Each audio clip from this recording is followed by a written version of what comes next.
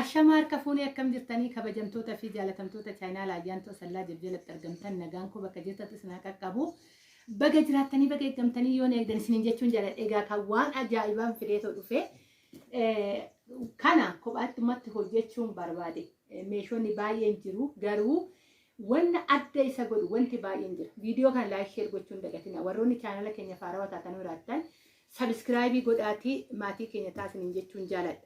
Egaa kana haga har'aa ani meeshaalee aadaa baay'ee bakka baay'ees galcheen jira. Kuni masoobidha. Walumaa galatti kuni hookaniin higingilii osoo hin taane masoobidha. Haga inni guddatu keessa isaas baneen isinitti argisiisa. Biliis ofiifis barbaaduu baattan ijoollee biraan gaa keessattuu warroonni masoobii daabboo wajjin barbaadaa jirtan baay'een jirtu. Kuni masoobii daabbootiin garaagarummaan qabu. Baay'ee guddaadha. Akkasuma callees akkasumatti furata. Gatiin isaatis akkasuma gatii isiniifan himaa baneen keessa isaa isinitti argisiisa. Egaa laayik akka gootan abdii guutuun qaba. Waan isiniin jedha kun wanta adda isa godhu wanta baay'ee guddina isaa argaa jirtu. Higingiliin akkanaa gongumaayyuu hin jiru. Kunooti ilaalaa sirriitti hojiin isaa keessattuu kana masoobii isaa wanni jechaa turan jechuudha. Miidiyoonni feesbuuk irratti fa'aa baay'een argee masoobota haala kanaan hojjetame fa'aa kophaa isaatti jechuudha. Akkatti haala kanaan hojjetame keessa sanitti mul'ata jedhee yaada. Hojjetame fa'aa gurguraa turan jechuudha. Jira feesbuuka gubbaa irratti namoonni baay'een achitti aayib godhanii fa'aa komentii jalatti gaafachaa rumee gadanii.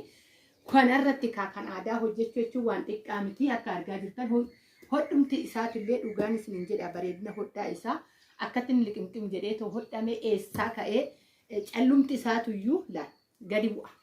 Baay'inaa yeroo baay'ee callee tana ishii sadi buute kana hin bu'uu tureeyyu.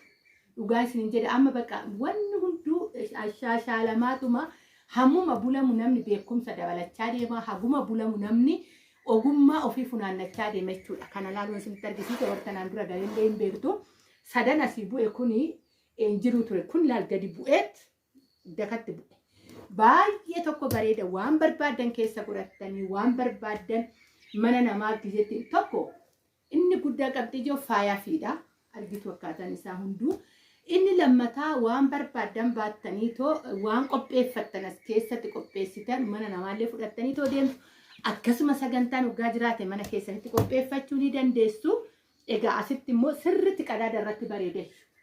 Warroonni masoobii soo barbaadan haala kanaan hojjisiifachuu barbaadanis egaa ka meeshaan aadaa hoosinitti illee waddade ta'ee masoobii haala kanaan bareedina isaa argaa jirtu. Egaa gaafa masoobii as kanarraa wanni calleen uffifamuu baate immoo masoobiin isaa haala kanaan jechuudha.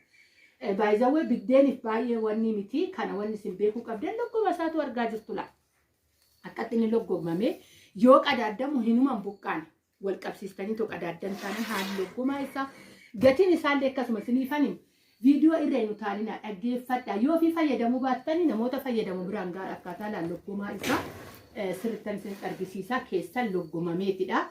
Isiniin jedhaa egaa kan akkanatti hojjetame haala kanaan hojjetame haala kanaan bareedee yoo qarshiin illee itti ba'ee homaa miti. Yeroo darbe akka argaa jirtan yeroo baay'ee higingiliidha kanaan hojjisiisaa ture higingilii gizee saniitii fi ammaatu higingilii nugatiin isaa walitti hin dhufu kun immoo higingilii miti. Ka argaartan qadaada isaa wal qabsiistanii too qadaaddame taana bootaa barbaada. Bootaa barbaada kun jedhu akka itti gaxxamamu isaa suuraa isaa laaltanii erga gaxxamtaniin booda hin buqqa'u deebi'e. Akkatti qadaaddamee egaa gaafa isin fuutanii too laaltan akkana jirala. Bareedinni isaa waan isin koomentii jalatti naa barreessitan hin beeku. Masoobidha kun baay'ee guddaa baay'ee bareedaa kan ta'ee fi waan adda isa godhu baay'eetu jira. Ejjennaan isaa masoobii baay'izawwee masoobii fe'esaa ta'u. Masoobiin bitamu kamuyyuu kanaadha qadaada inni guddaan ejjennaa qadaadati akka argaa jirtan. Tarii akkam godhee akka isinitti mul'isu hin beeku guddina isaa argaa jirtu ka. Qadaada isaa banee isinitti argisiisee keessa isaa banee isinitti argisiisee haalli hojii abbaa gadaa isaa teechi bu'iisni isaatuyyuu addaadha. Warroonni kana jaalattan egaa viidiyoo kana egaa baay'een ni ilaaltan jedheen abdii qaba. Ayidoon nubicha hin beekuan sheeris waliif keessanillee hin gootan jedhee yaada. Kanaadha yoo baatanis akkanatti baatanii hoo deeman tokko faayummaa keetiif bareedina keetiif simboo keetiif baattee bakka barbaadde gaafa deemtu gumaacha maatii kee bira akkasuma immoo sagantaa qabaattee sagantaa keetirratti biiffee keetirratti dhiyeessuuf kun baay'ee murteessadha. Baay'eedha. Isiniin jechuun jaaladhaa bitadhaatti fayyadama warroonni barbaaddan. Egaa warri jaalatan warri isinitti tole. Na dubbisaa bilbila illee isinii fanteechisaa isiniin jechuun jaaladhaa. Egaa kuni kan hojjetame 8,000. Gaafan kana baasu immoo ammas kan biraan kennee jira 9,000. Gizee maa gizeetti dabalaatoo deemee naawwaxxa'uu dide 8 kanarrattuu nan kisaare naan jedhanii tan 9 nan itti kenne jechuudha. Kana 8 nan hojjisiisee kanan immoo itti dabalaata mooyyuu kana gaafan fudhadhu kenne 9,000 nan kenne. Maaliif annatti hafuu wayya malee nan awwaaxxaane callee baay'ee fudhata. Akka argaa jirtu masoobiin kun baay'ee guddaadha naan jedhani garuu waan jaalataniif abbaan sunis maamilli kiyyas waan jaalateef yookaan kastamariin koo waan jaalateef ani barbaaden jira kana oluyyuu waggaa ta'e rakkoon tokkoyyuu hin jiru naan jedhanii too kenneen jira. Isiniin jechuun jaaladhaa. Egaa maal akka jettan hin beeku isinirraa immoo koomentii keessanan eegaa warroonni koomentii gaggaarii barreessuu beektan koomentii gaarii barreessuu jaalattan isinan eegaa koomentii keessan naa barreessaa isiniin jechuun jaaladhaan karaa kootii yaada koon xumureen jira. Hedduun isin jaaladhaa hedduun isin kabaja bakka jirtanitti nagaanaa ta'a.